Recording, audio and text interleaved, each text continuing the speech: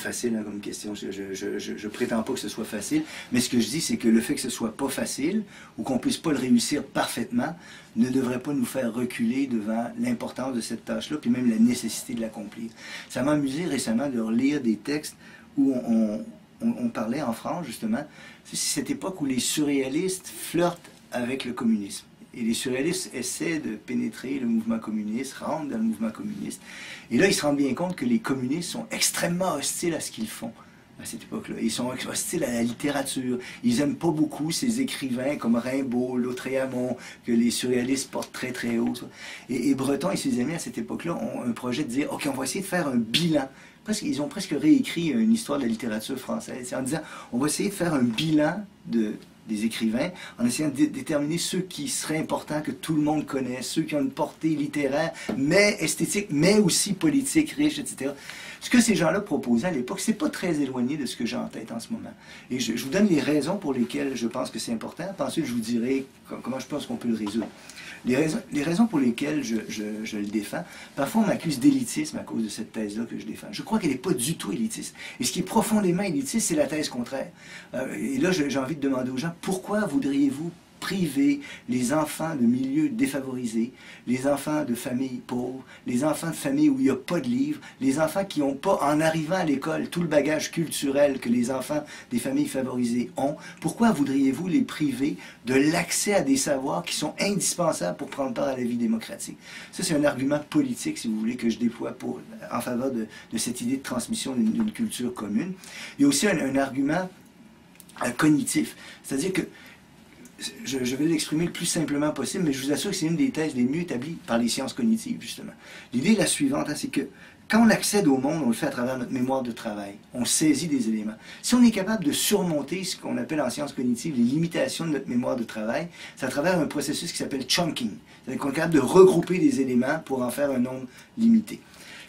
Pour faire ça, ça prend du savoir. Et ça prend donc du savoir préalable. Ça veut dire que pour lire un texte, même de journal, si vous ne possédez pas, avant de commencer à lire le texte, un grand nombre de termes qui sont employés dans le journal-là, on vous dit la démocratie athénienne a été sauvée par Solon parce qu'on a aboli la dette. Si le mot démocratie athénienne, Solon et peut-être même dette sont des mots qui sont obscurs pour vous. Vous êtes capable de lire les mots, mais ça ne fait pas sens. Vous ne comprenez pas ce que vous avez lu. Et je pense que dans une société démocratique comme la nôtre, ou qui se veut démocratique plutôt, il y a un bagage qui est nécessaire pour la conversation démocratique. Il y a un bagage nécessaire pour échanger, pour se comprendre, pour débattre en ce moment dans notre société de la réalité ou de l'irréalité, de l'importance ou de la peu d'importance de la dette. Il faut avoir toute une série de notions puis de bagages en tête. Or, donc, il faut les transmettre. Donc, il y a une culture commune qui est nécessaire à la vie démocratique et à l'émancipation. Troisième point que je voudrais ajouter aussi, c'est je suis un éducateur de formation et un pédagogue et je reste profondément attaché à cette idée que le savoir émancipe. Et je veux qu'on le transmette au plus grand nombre de gens possible. Alors ça, c'est les arguments que je déploie pour cette culture commune. Intrinsèquement, c'est intéressant. Pour la conversation démocratique, c'est intéressant. Pour que chacun puisse lire, discuter, prendre part aux échanges, il faut que ce soit fait. Maintenant, est-ce que c'est difficile à faire? Tout à fait, c'est difficile. Est-ce qu'on doit reculer parce que c'est difficile? Je ne pense pas. Il faut affronter la difficulté, puis reconnaître que notre solution sera imparfaite. Mais il y a un éducateur aux États-Unis qui s'appelle Hirsch, E.D. Hirsch Jr., qui s'est efforcé de faire ce travail-là. Et il a réuni autour de lui le plus grand nombre de gens possible, de toutes sortes de tendances politiques, des hommes, des femmes, etc., des scientifiques, des littéraires, des philosophes.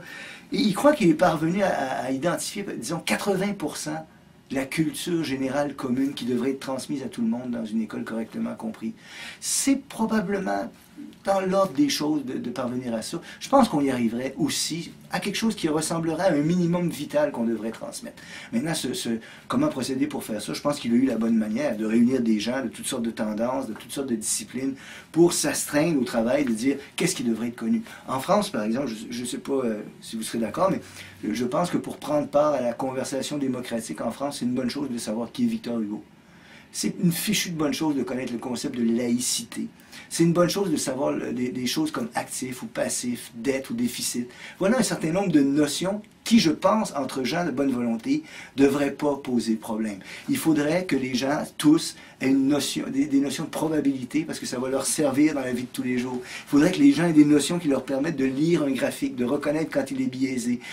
Alors, je pense que des notions comme celle-là sont devenues indispensables. Il y a des notions de science aussi. Vous savez, j'ai défendu l'idée qu'on a longtemps vécu, en France en particulier, mais ici aussi au Québec et ailleurs, sur l'idée que la culture générale commune, elle était littéraire et humaniste. Je suis convaincu qu'on est à un moment de l'histoire où il faut élargir cette culture générale commune pour y incorporer des éléments de science. Je ne sais pas de faire de tout le monde des scientifiques, mais d'avoir des notions de science qui font en sorte que tu lis en ce moment sur un débat sur l'exploitation du gaz de schiste, tu as des notions scientifiques minimales pour comprendre ce qui est en cause.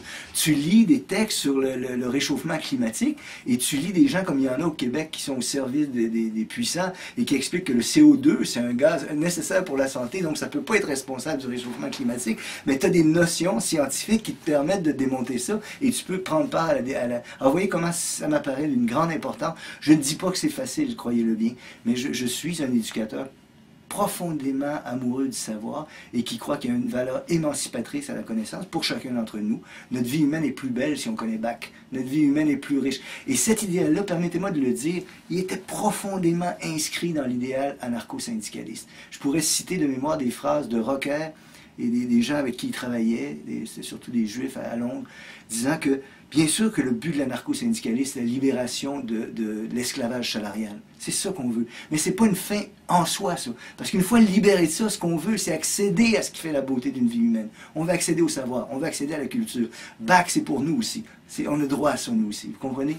Au Québec, il y a un cinéaste de gauche que j'aimais beaucoup, Pierre Falardeau, qui a fait un film sur les événements d'octobre 70 chez nous. Il y a eu des événements importants en octobre 70. L'armée était dans les rues, enlèvement de politiciens, etc. Il a fait un film là-dessus, Falardeau.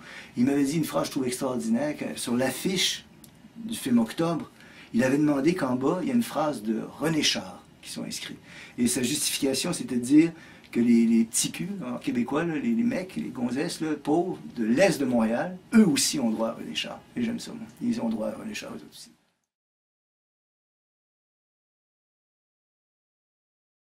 Moi, je refuse de voir une alternative, deux termes entre lesquels il faut absolument choisir. Je pense que les deux sont compatibles, les deux peuvent vivre. Je crois profondément que l'éducation nationale, qui présente d'énormes défauts, reste pour le moment un outil dont on peut s'emparer, avec lequel on peut faire des choses. Et en disant ça, je ne suis pas très éloigné de ce que des anarchistes pensaient. Je rappelle que Paul Robin, qui est un anarchiste pédagogue extrêmement important, a travaillé dans une école qui s'appelait Sampuis, et qu'à cette époque-là, il a travaillé en collaboration avec l'éducation nationale française qui permettait que ces expériences-là soient menées. Donc, il n'a pas hésité à utiliser ce système-là présent pour essayer de faire les choses les meilleures qu'il pourrait. Je pense que dans nos sociétés en ce moment, si on renonce à l'éducation nationale complètement, on laisse la porte ouverte à ceux qui n'attendent que ça pour privatiser l'ensemble du système scolaire. Et une fois privatisé, il va nous échapper encore plus, il va être encore plus injuste, il va être encore plus discriminant. Les enfants pauvres, défavorisés, handicapés, ayant des troubles d'apprentissage, vont en payer le très lourd prix. Donc il y a un système en place. On peut utiliser ce système-là et on doit le faire avec parcimonie en étant conscient de ses limites. Et à côté de ça, il y a d'autres options qui sont possibles. En France, vous avez l'Université populaire d'Onfray. Ça me semble de loin quelque chose d'absolument extraordinaire, hein, ce qu'ils réussissent à se faire là. Au Québec aussi, on a pris exemple là-dessus, puis il y a une université populaire qui fait du travail. Il y a des écoles alternatives. Mais je ne pense pas qu'on doive poser le problème en termes exclusifs, ou l'éducation nationale, ou d'autres formes d'éducation populaire. Je pense que les deux sont compatibles. Et qu'en ce moment, là, si on renonçait à l'éducation nationale, si on la rejetait du revers de la main, les pouvoirs qui nous guettent et qu'on connaît bien s'en empareraient et ce serait au détriment de la majorité de la population. Aux États-Unis, on voit ce que ça donne en ce moment, privatisation de l'éducation, privatisation des universités, un coût de scolarité absolument excessif. École à charte, vous connaissez probablement pas ça encore en France, mais des formes de privatisation de l'éducation, de sa dispensation, des résultats de la recherche universitaire qui sont absolument terrifiants. Moi, je pense que Il y a quelque chose Castoriadis, c'est un très grand monsieur pour lequel j'ai énormément d'estime et qui est nettement plus savant et doux que moi et brillant. Là, mais je pense que là-dessus, il se trompe. Je pense que là-dessus, il prononce une phrase qui est excessive. Je pense qu'il prononce une condamnation qui est très, très rapide. Je soupçonne que Castoriadis a lui-même été sauvé par l'école publique et sur laquelle il crache ensuite. Je soupçonne ça. Si on se prive de l'école publique, c'est l'argument que j'ai employé tantôt, certains s'en tireront très bien. Mais ceux qui s'en tireront pas sont ceux pour lesquels travaille l'école publique, c'est les enfants de classes défavorisées, et ainsi de suite. Alors je pense que c'est une condamnation rapide, injuste, et j'irais même jusqu'à dire dangereuse de l'école publique, parce qu'elle a encore un rôle et une fonction à accomplir. Il y a des parents qui réussissent très bien à faire l'éducation à domicile. Je vais vous faire un aveu, je l'ai fait moi-même. Mes enfants ont pratiqué pour des raisons de déplacement puis de voyage dans des pays où il n'y avait pas d'école française, l'éducation à domicile. Mais on est, ma compagnie et moi, dans des circonstances assez privilégiées pour faire ça, ce type d'éducation à domicile. Et j'avoue, je préférais, parce que je l'ai fait parce que j'étais obligé, que mes enfants aient à l'école publique, parce qu'il y avait une forme de socialisation puis de rencontre là, qui m'apparaît importante. Donc oui, je suis d'accord pour que toutes sortes d'expériences soient tentées, tant mieux, c'est bien, mais qu'on condamne aussi de manière aussi radicale l'école publique, pour tout le monde, ça m'apparaît excessif et dangereux.